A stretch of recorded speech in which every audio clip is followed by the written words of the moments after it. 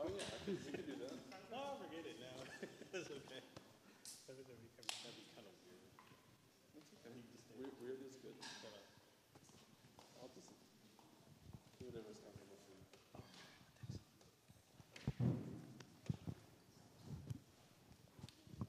Cultural programming, and the hope is that the arts and cultural programming will sort of open the doors and draw more people in and get them sort of involved in the overall project of Experimental Station. So welcome. I hope that you all had some of this delicious food, and I hope since you've sort of blazed a trail here that you'll find other excuses to come back in the future. So my card's over there, very interested in talking with anybody who's interested in talking about artistic collaborations and whatnot. So this is Eric from the Smart Museum. Hi guys, thank you for walking with us all. I only brought one swag, and we're actually presenting this to Norman. This is our. Oh, there we go. So yeah, I'm from the Smart Museum. I work in the public practice. Thank you. Formerly the education department, and we have a new show called The Time Is Now, which is art worlds of the South Side of Chicago from 1960 to 1980, so the 60s and 70s. And what really drew me to this program was that, you know, there's still great artists working on the South Side of Chicago in the current time. And so I thought this would be a great way to connect visual art and audio art, and also just to get to move through the spaces that this show talks about. So it's up till the end of the year. Come see it, and thank you for coming. Also come back November 13th because Eric's chainsaw sculpture that's up on the ledge here is going to get lowered, and there's going to be music and food and a grand exiting. So there's sort of a performance on November 13th, so please come back for that. Hi, I'm Maya, and this is Emily and Isabel and Johanna, and we are the sort of core staff of the Third Coast International Audio Festival. Oh, sorry, because of the ye old camera. Cool.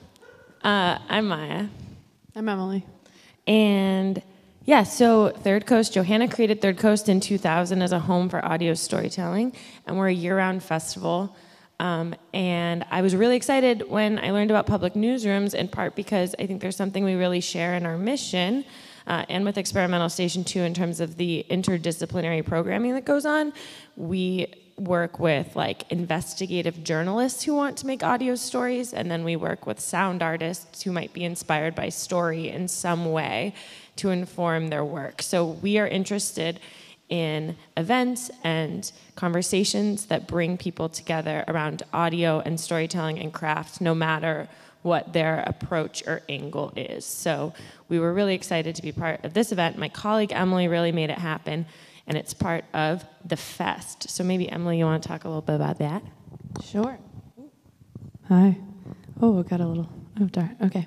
Yeah, the Fest is our fall lineup of live events.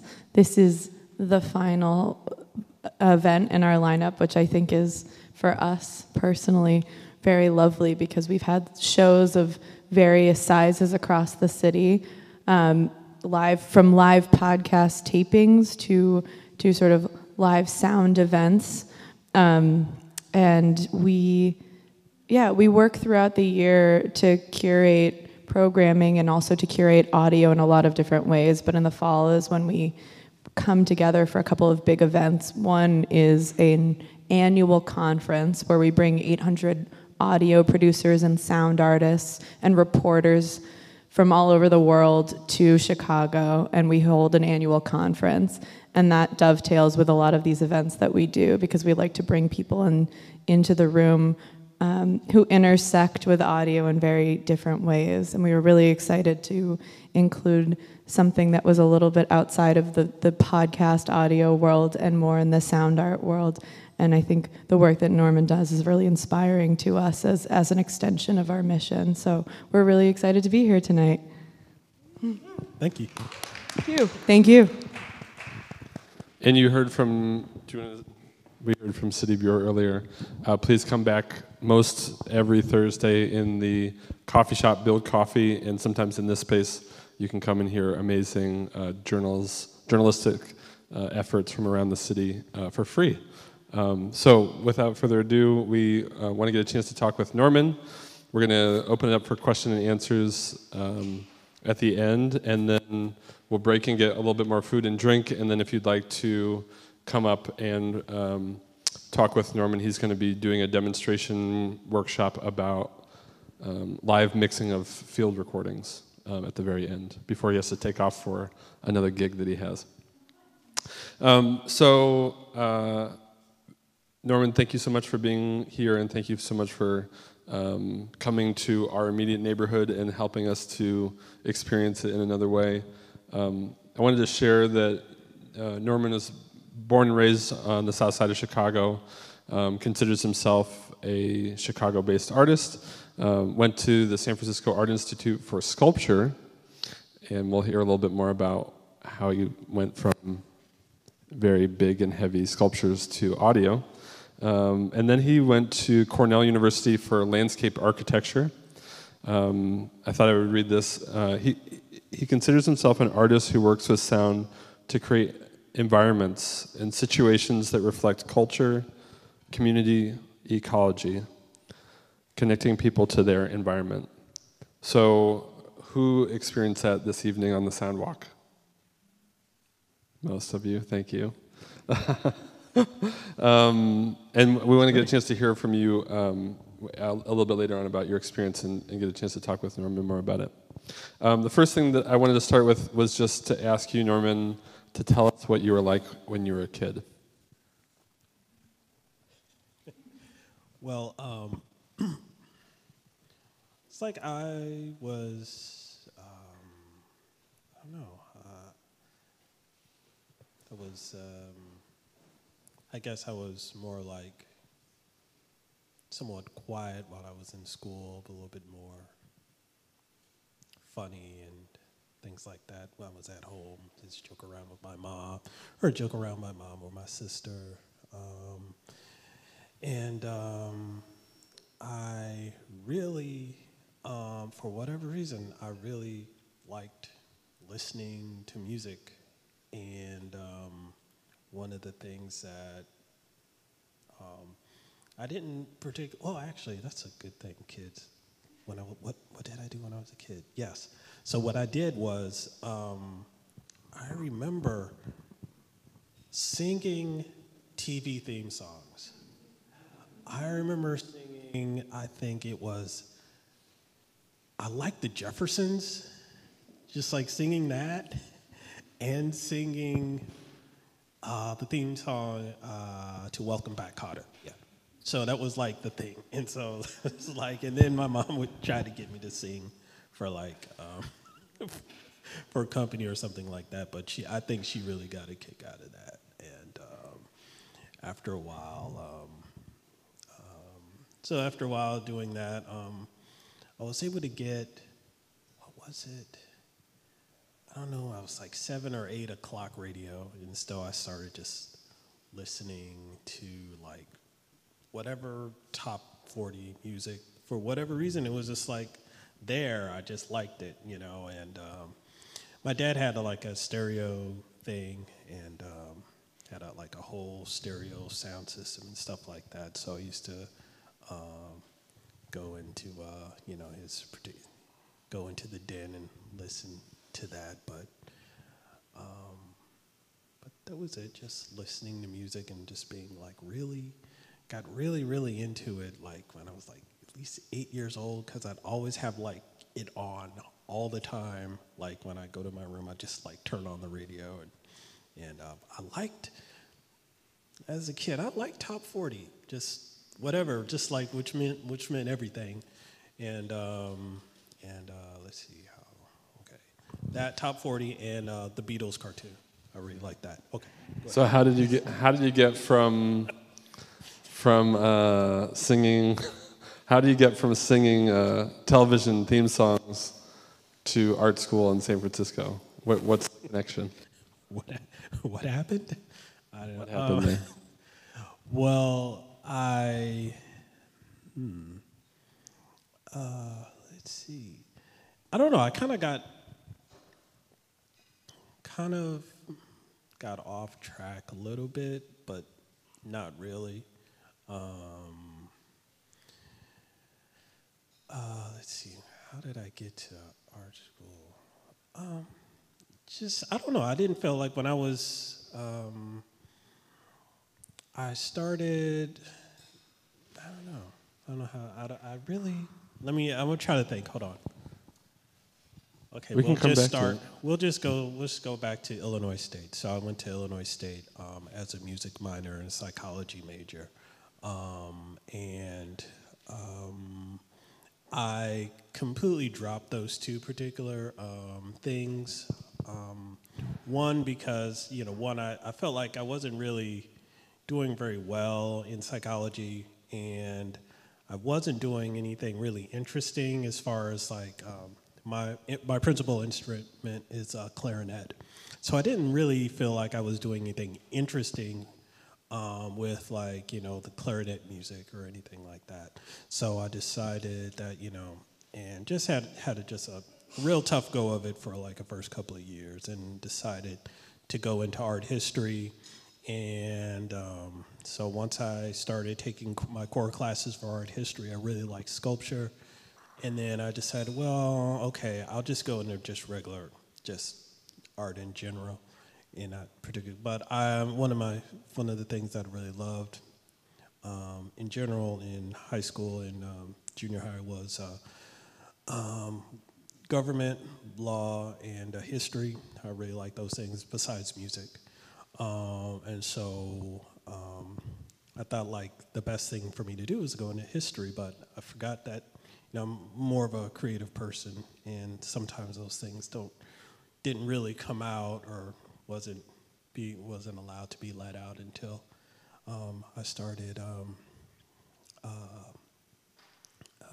in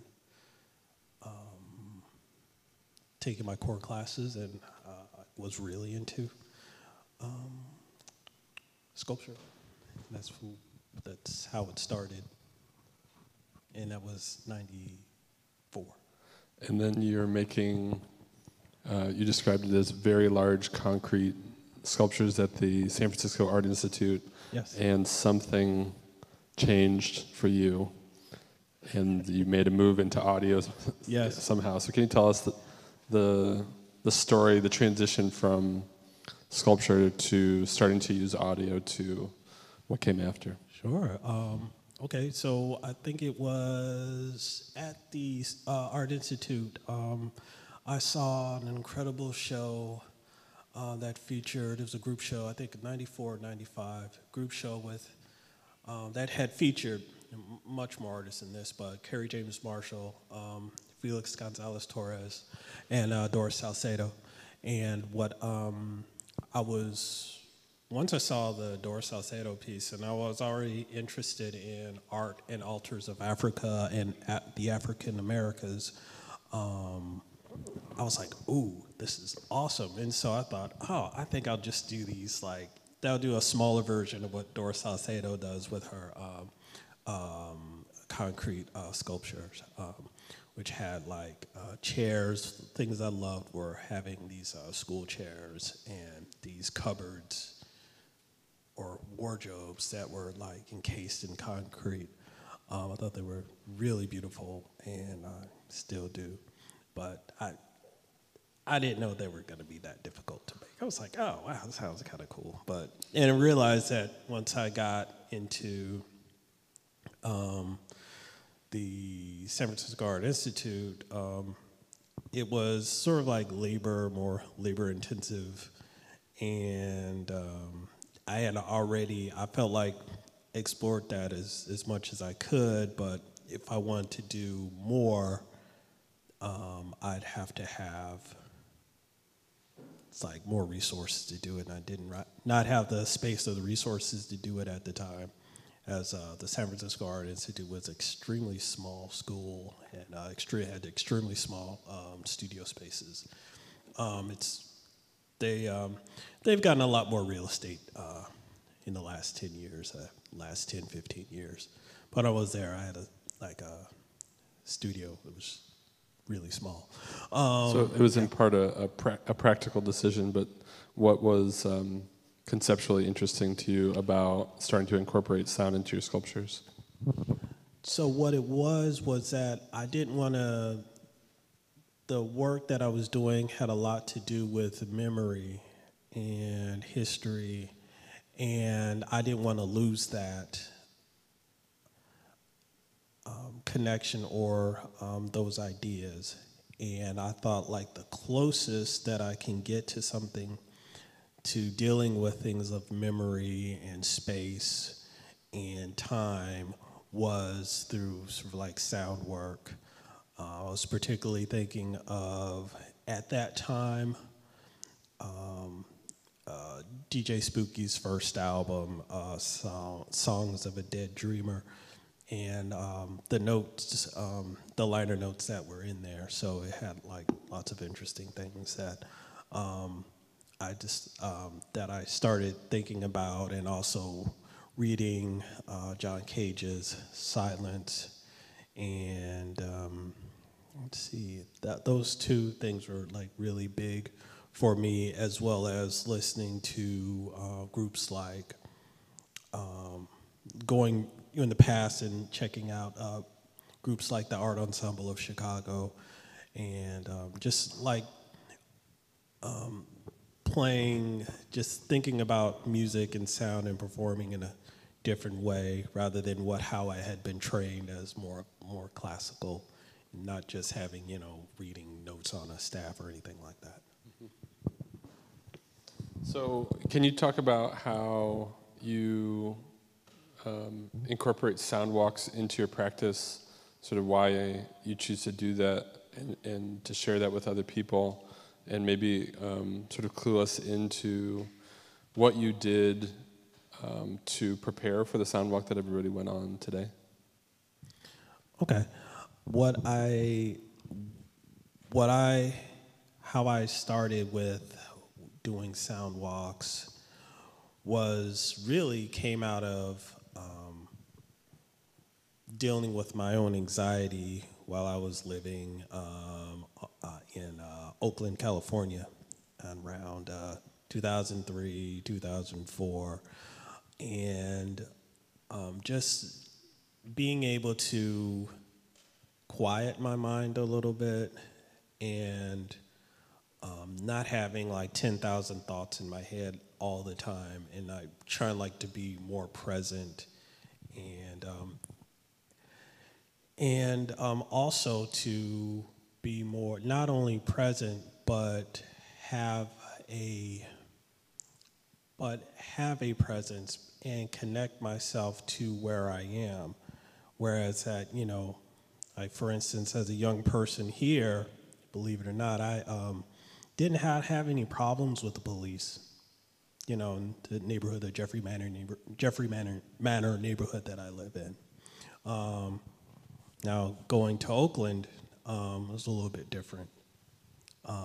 Whereas, I'd be stopped, like, in my own neighborhood, where I pay rent and, all that sort of thing. And, and it's like, and there's some other issues that came up as where it's treated like I did not belong there. And so I thought that, placing myself, being present and placing myself where I am in Oakland, and going about my daily business, that's like something that, it's like an affirmation. So that's something that was extremely important to me, and I want to take that, wanted to incorporate that into my practice. So I started doing these sort of like meditative walks, and then I started to bring my recorder with me. And so now, some of the few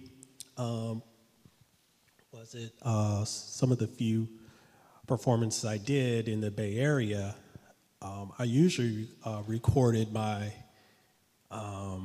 my trip to wherever space I was going to. So I'd start either at home or on like the train or something like that, and I'd record my walk to whatever venue that I was going to, and then I'd play over it. So I'd play it, at the performance. So just that idea of just like taking, sort of like ownership and of who I am and and how I wanted to be in that place and sort of like that presence. So that was the one thing I did, and that's how it started. The second, the point of how I prepare for the walks is that I come in, sometimes it all depends. A lot of times I do some sort of research on a project or on a space or something like that. Either it's on the internet or I might talk to someone. So we did something a little bit different. So I talked with you, and then I talked with William Hill about your experiences here in East Woodlawn. So that was the first step. The second step was I did my own walk just to get and my own recordings before we did these walks. And that's to, I think, to like place myself here and sort of remind myself that, this is the soundscape that, I'm going to be in, and that, I'd want to, or like a walk. So not only the soundscape, but the road that we all take, to be more familiar with it. And I don't know. I think that's probably one of the main reasons why we did that. And I thought it was a really good idea to connect more with, the community. Because sometimes it's fairly, how I prepare for things are a little bit different.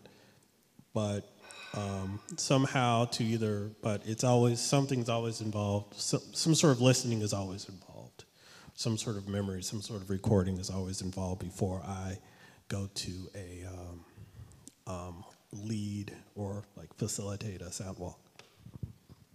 So this Soundwalk tonight was at least the third or fourth or fifth time that you've done this route at this point.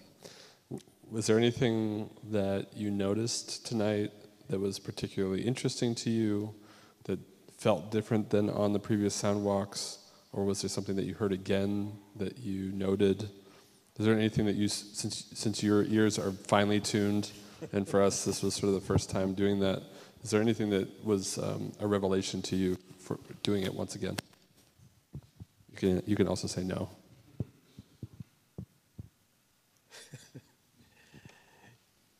Yes.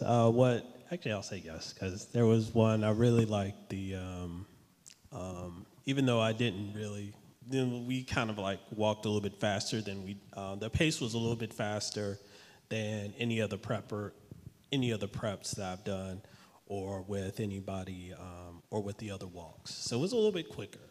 But I did like the students. I liked what they were doing.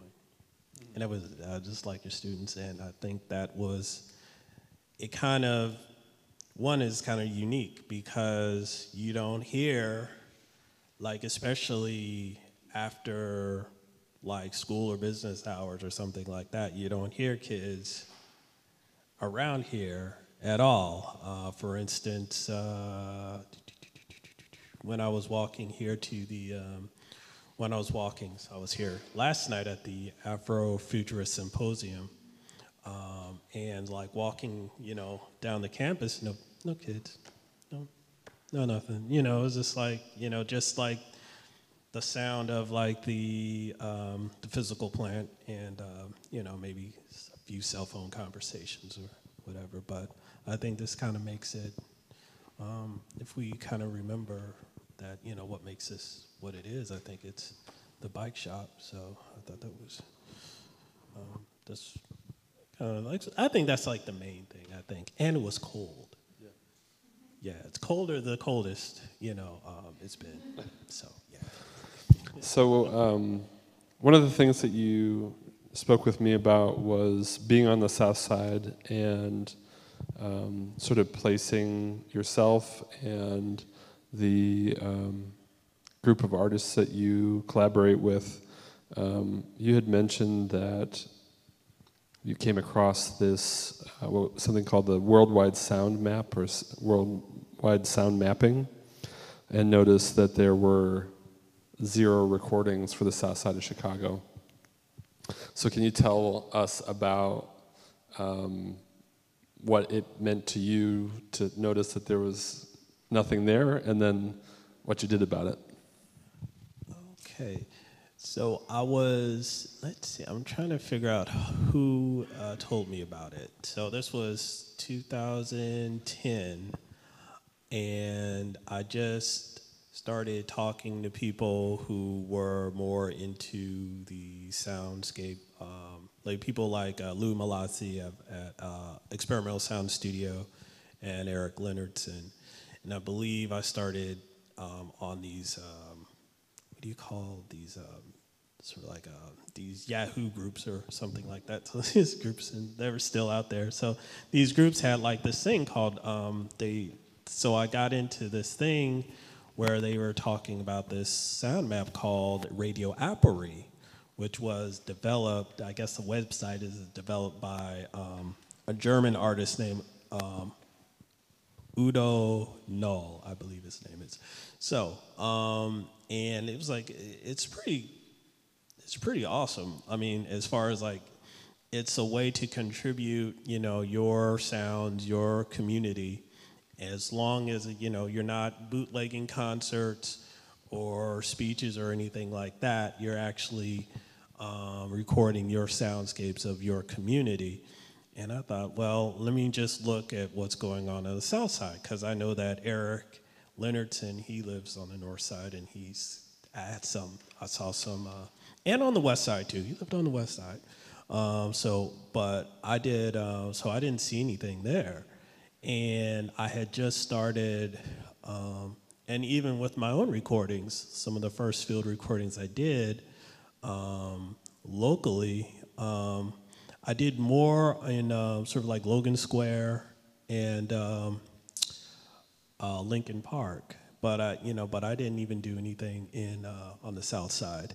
And I thought, oh wow, this is a really good chance for me to actually go someplace on the South Side to record, other than sort of like my neighborhood or outside. So I did like maybe a couple of recordings where I recorded people setting off fireworks on the 4th of July, but nothing really extensive until I decided to go to Washington Park. I chose Washington Park because of like some of the things that we took about 4 weeks in our history of landscape architecture to talk about the 93 exposition. And it's fascinating and it's problematic as well. And when you're talking about like how, I would say non-whites were treated in that particular context, or exploited, as you might want to say.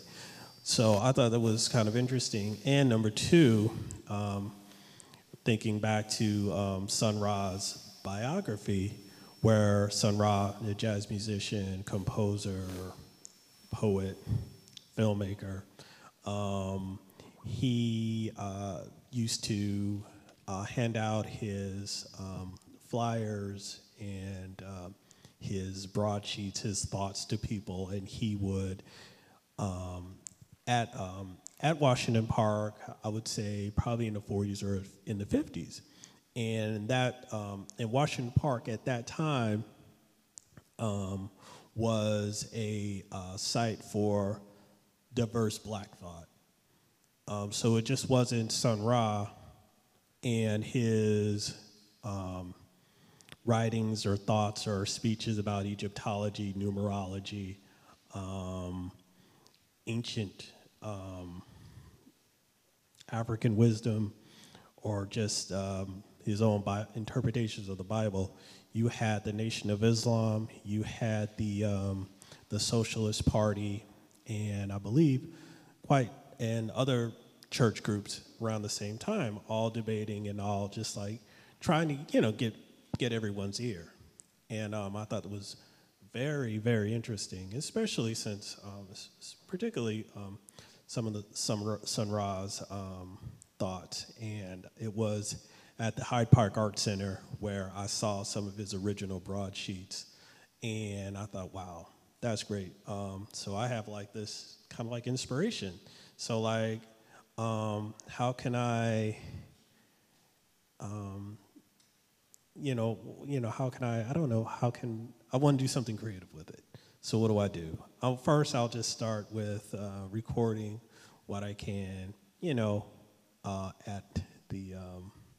at Washington Park, and just in different areas, in different times, in different seasons, different events as well. So you have, at this park, you have sort of like a diversity of ecology and community and function. And I thought that was really important, not just to map out the sounds of not just to map out the sounds of the community, but to know that this is, like a diverse and interesting thing. And plus, I did some readings, from Sun Ra's broadsheets as well. So you're recording sort of the existing sounds of the park. You're interjecting, sort of bringing some history to the Yes. space and performing it yourself and planting Yes. it on this website and sort of staking a claim for the value of audio in Washington Park in particular.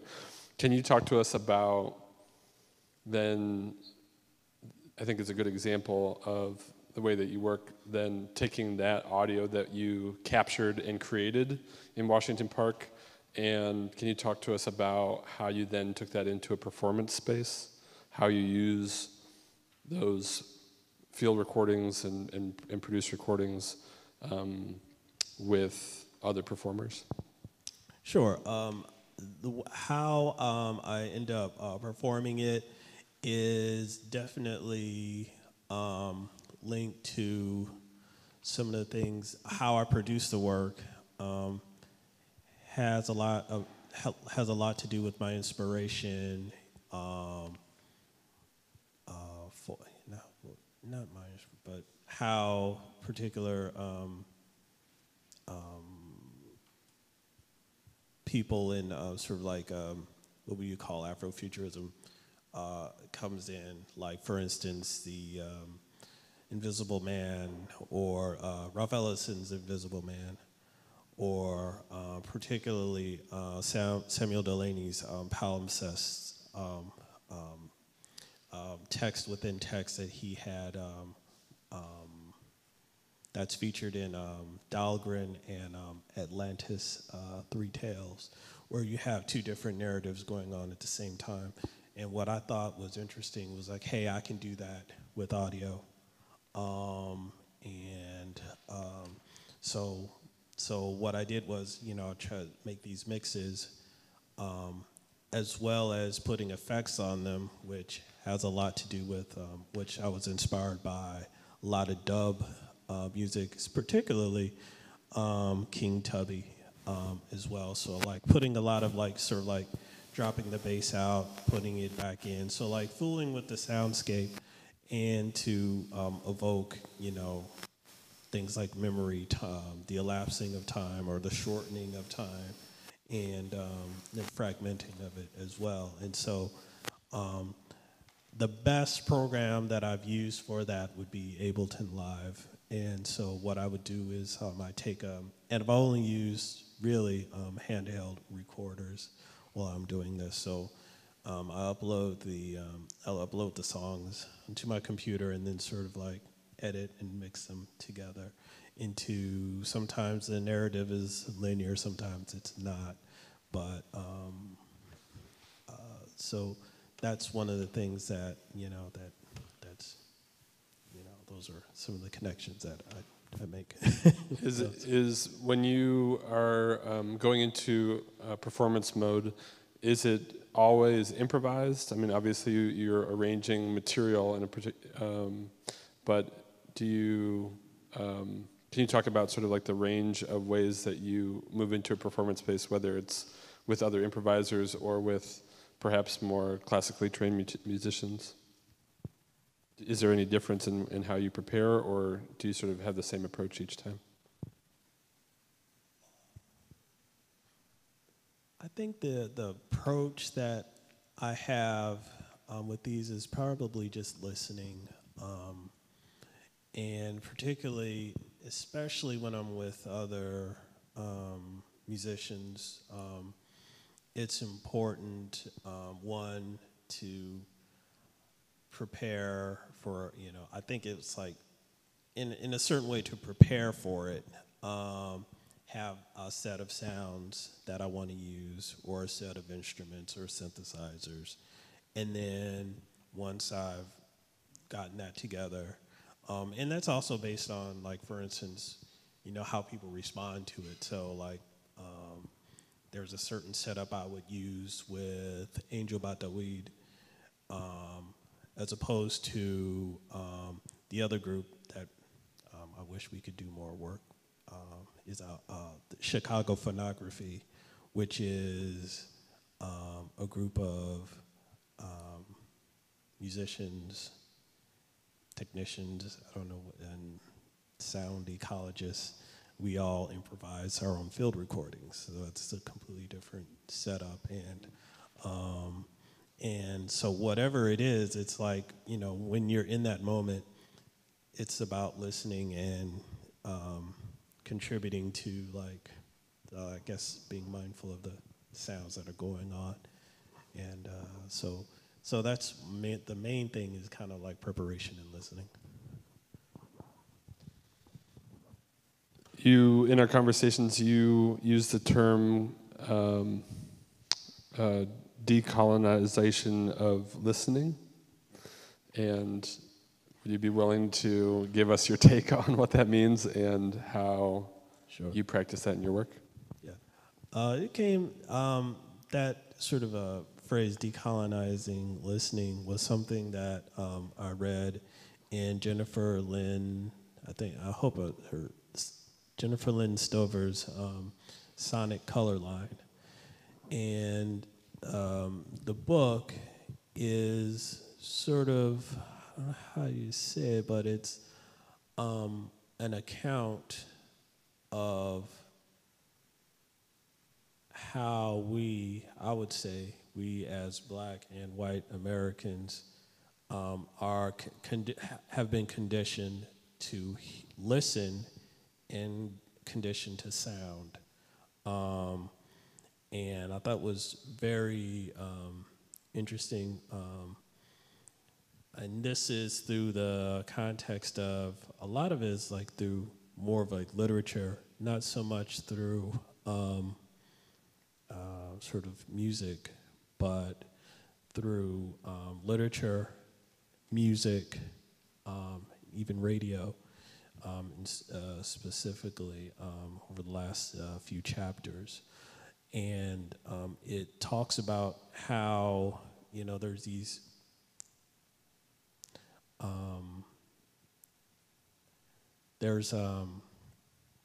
obviously, just as how how people are conditioned. I don't want to say that. I want to say how people are conditioned to treat each other based on race, especially based on how they look, is not that different than how people are. I guess not. It's like more like I don't know. It's pretty much almost the same sort of ends up being the same effect. Whereas, like, for instance, sound in particular, but the catch is that sound and listening ends up being not a natural thing, but it's, how do you say, it's like a cultural and phenomena. So what she was trying to say is that once we understand that, like, the person that's speaking who is African American, that person has a different value, has a different sound value than the white person. And this is being traced back to the antebellum South. So we're talking about, well, the slave is in, his value is not, his and her value is not worth, or the sounds that he makes is not worth paying attention to, or whether or not we get it, whether or not, like, the people, I don't know how to say this. I'm sorry. You're working it out. It's fine. I know. But the thing is, though, is one of the things that got me was, sorry about that, but one of the things that I thought was so interesting was the idea of the happy slave, and which is a complete myth, and which is based on, like, a misinterpretation of the songs that the enslaved Africans used to sing to get through their day.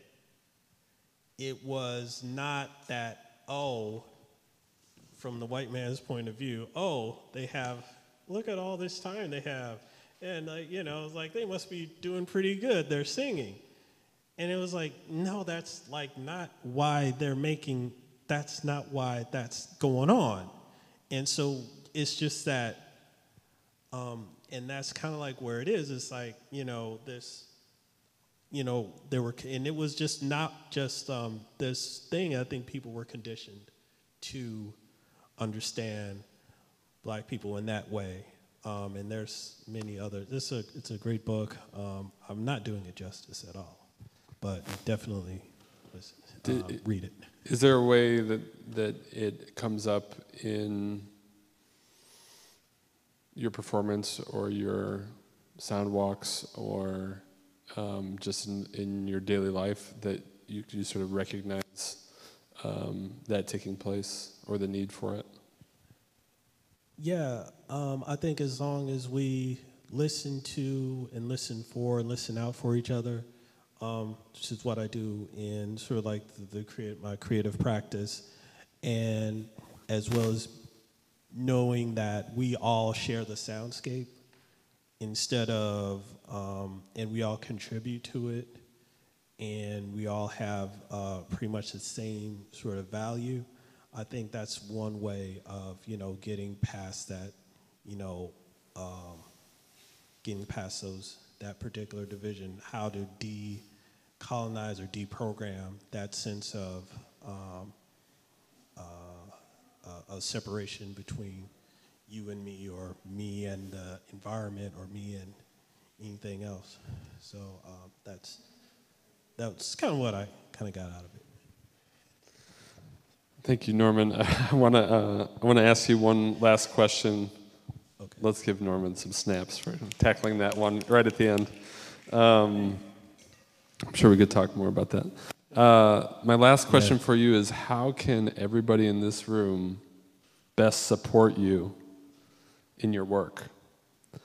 What are the different ways that we can be a part of your support network? What are ways that we can help to create more opportunities for you? Maybe it's not as straightforward as that, but is there the general question is what can we do to support you?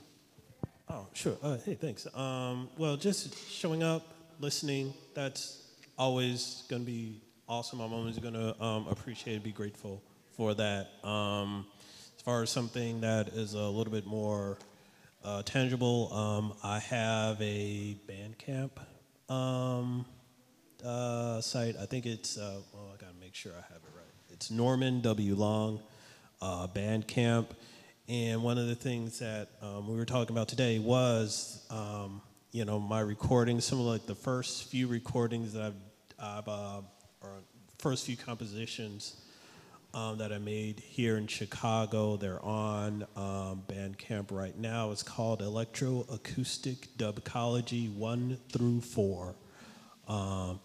And it's actually being released. It's on a label called Reserve Matinee. Another person that's on the label is DJ Olive, who I've been an admirer of for years. He was part of what we call the New York ambient scene, sort of a play on words of ambient and, kind of like, it's kind of ill. So, that's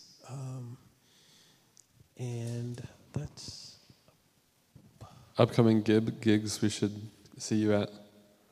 You got a gig in like an hour at America Park we could all go to.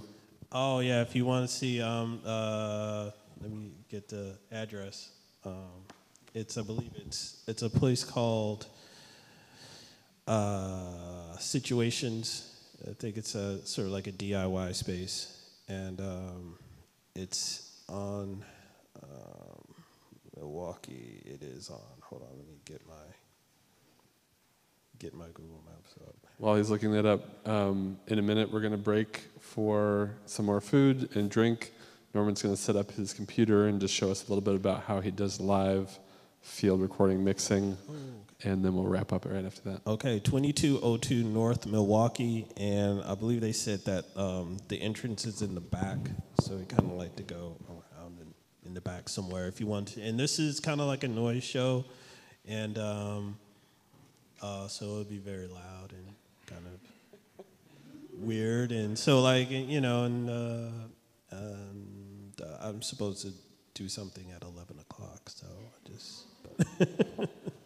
So. Yeah. Let's give Norman a big round of applause. Thank you so much, Norman, for being with us. Thank you. Give yourself a hand.